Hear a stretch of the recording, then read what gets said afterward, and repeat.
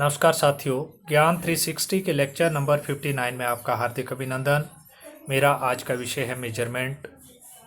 साथियों, हम सब जानते हैं कि प्राचीन समय में कोई साइंटिफिक मेजरमेंट की पद्धति नहीं थी, कोई सिस्टम नहीं था, सिस्टम ऑफ यूनिट नहीं था।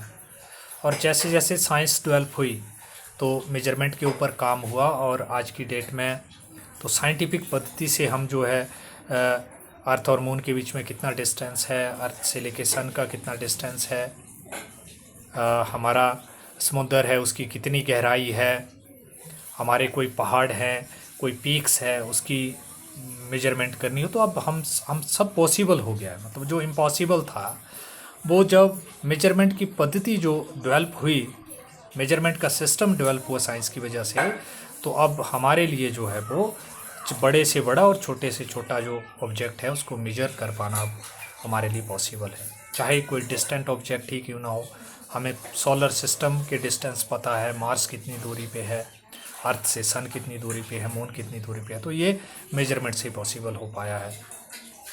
और पहले क्या होता था, पहले मेजरमेंट की कोई पद्धति नहीं थी तो हमें ये डिस्टेंस पता नहीं होते थे कि सन का कितना डिस्टेंस है, मून का कितना है, या जो हम पद्धति यूज करते थे तब जो है, मान लीजिए कि हमने मास को मेजर करना है तो एक गांव में, हमें भी याद है आज से कोई अगर 30 वर्ष पीछे जाएं तो हर एक गांव में एक पत्थर का बट्टा जैसा रखा हुआ था और उसको बट्टी बोलते थे और उस बट्टी में 2 kg होते थे।